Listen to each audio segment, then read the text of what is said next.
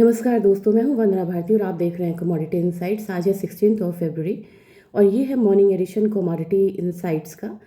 ये जो महीना है फरवरी का और मार्च का, खासकर सिल्वर के लिए बहुत ज़्यादा वॉलेटाइल होने वाला है। काफ़ी चीज़ें इसमें हैं।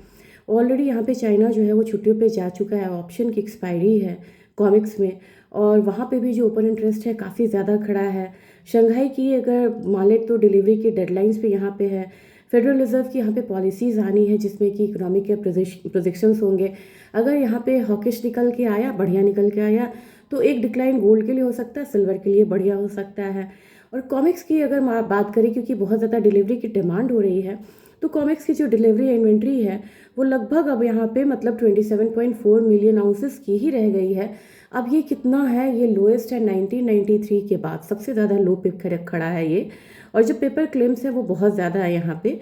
और शंघाई का जो प्रीमियम है एज़ कम्पेयर टू कॉमिक्स के प्रीमियम पे, शंघाई का प्रीमियम बहुत, कॉमिक्स सिल्वर और शंघाई सिल्वर के बीच में बहुत गैप है। और शंघाई की जो चांदी है वो बहुत ज़्यादा प्रीमियम पे यहाँ पे ट्रेड होती ही नज़र आ रही है। साथ में अगर देखेंगे तो कॉमिक्स की जो सिल्वर की जो मार्जिन्स है वो यहाँ पे 15% तक बढ़ चुकी है।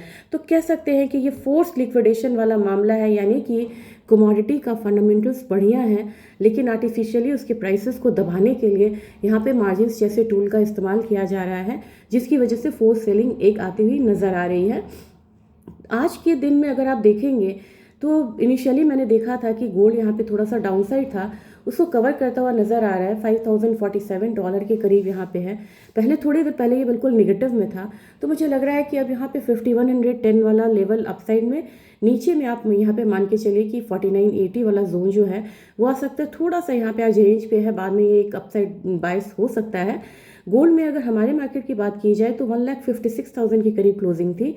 आज एक सपाट क्लोजिंग जो ओपनिंग है वो देखने को मिल सकता है, क्योंकि 3,000 का प्लस साइड था। अपसाइड में मुझे लग रहा है कि 1,61,000 का लेवल जो है वो यहाँ पे आ सकता है, जबकि हमारा सपोर्ट लेवल यहाँ पे 1,52,000 के करीब का है, 53,000 के करीब का है। गोल्ड में बहुत बड़ी मूवमेंट यहाँ पे नज़र नहीं आ रही है, लेकिन हाँ, सिल्वर में एक दबाव जो है वो दिया जा रहा है। यहाँ पे सिल्वर $77 के करीब ट्रेड हो रही है, 1.25% का डाउनसाइड है। हमारी मार्केट में 2,44,360 के करीब था, 2.44 लाख के करीब। 8,000 का यहाँ पे एडिशंस जो था वो हम लोगों ने आता हुआ देखा था कब? फ्राइडे के दिन। आज यहाँ पे हल्की सी गिरावट के साथ शुरुआत हो सकती है। 2,42,000 कह सकते हैं, 43,000 की शुरुआत होगी यहाँ पे। 2,42,000 मान के चलिए। अपसाइड आपका जो रहेगा वो यहाँ पे 2,50,000 51,000 का हो सकता है, यानी कि सिल्वर आज 10,000 के दायरे में ट्रेड कर सकती है। नीचे की तरफ मैक्सिमम 2,40 के करीब, अपसाइड में 2,50 की तरफ। कोई खास यहाँ पे प्रोजेक्शंस होंगे तभी जाके यहाँ पे बड़ी मूवमेंट आएगी। क्रूड ऑयल में क्योंकि यहाँ पे ईरान टॉक के लिए तैयार है, तो 62.87 के करीब यहाँ पे ट्रेड हो रहा है, एक रेंज में है। हमारी मार्केट में यहाँ पे 5650 से लेके 5770 तक का रेंज हो सकता है। थोड़ा सबसेट बाइस यहाँ पे हो सकता है। नेचुरल गैस के बारे में मैं कहना चाहूँगी, सबसे ज़्यादा इंपॉर्टेंट ये है 7% का डाउन साइड है। एल नीनो के प्रभाव से अब यहाँ पे जो टेम्परेचर है वो बढ़ता हुआ नज़र आ रहा है।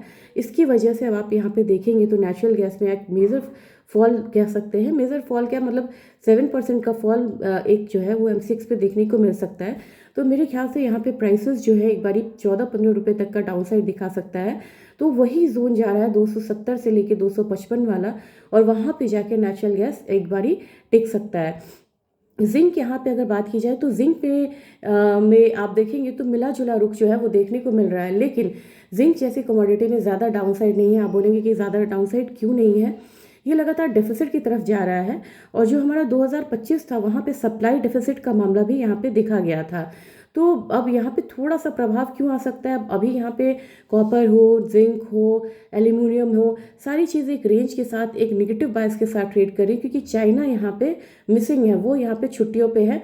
तो एक इम्पैक्ट आ सकता है और रेंज में यहाँ पे कारोबार हो सकता है, थोड़ा डाउनसाइड बायस हो सकता है। 320 से 326 का लेवल जिंक में हो सकता है। एल्यूमिनियम की बात की जाए, एल्यूमिनियम यहाँ से 313 अपसाइड, नीचे 307। कॉपर की बात की जाए तो कॉपर में मुझे लग रहा है कि 1250 ऊपर की तरफ और नीचे की तरफ 1180 का एक लेवल हो सकता है। बायस हल्का डाउन साइड होता है, इनिशियली होगा, लेकिन निकल में थोड़ा वीक प्रेशर हो सकता है और यहाँ पे आप 1500 से लेके 1480 तक का लेवल आता हुआ देख सकते हैं, जबकि अपसाइड आपको 1560 से 1580 तक का हो सकता है। ये आज का अपडेट था। मैं आपको बताऊंगी, हो सकता है कि मैं मिड डे वाला यहाँ पे मिस करूँ। इवनिंग अपडेट में मैं आपसे फिर से इवनिंग मार्केट के बारे में बात करूँगी। और रही बात अगर कि कैलेंडर्स की, कि कैलेंडर्स में क्या क्या है, कैलेंडर्स में अभी कुछ नहीं है, इस बार अपना ही है। अपना यहाँ पे जीडीपी डेटा आ चुका है जो मतलब जापान का था, ये यहाँ पे हल्का निगेटिव आया है। जबकि अपना इन्फ्लेशन डेटा यहाँ पे आने वाला है, इन्फ्लेशन थोड़ा सा बढ़ के आने की उम्मीद है यहाँ पे इंडिया की। और सारी मार्केट अभी बंद है, south Korea, Brazil, Singapore, China, Hong Kong, Philippines, Vietnam. तो अपना एशियन मार्केट में जो ट्रेडिंग है वो एक थिन ट्रेडिंग के साथ यहाँ पे कारोबार होता हुआ नज़र आ सकता है। और ट्रिगर्स में क्या है, ट्रिगर्स में आपको यहाँ पे एफओएमसी का मिनट्स आने वाला है और ये कब आने वाला है, थर्सडे को आने वाला है। ये काफ़ी ज़्यादा इंपॉर्टेंट होगा, जो बाज़ार को थोड़ा सा मूव करता हुआ नज़र आ सकता है। ये आज का अपडेट है। मैं फिर से आपको इवनिंग में अपडेट देती हूँ। Thank you.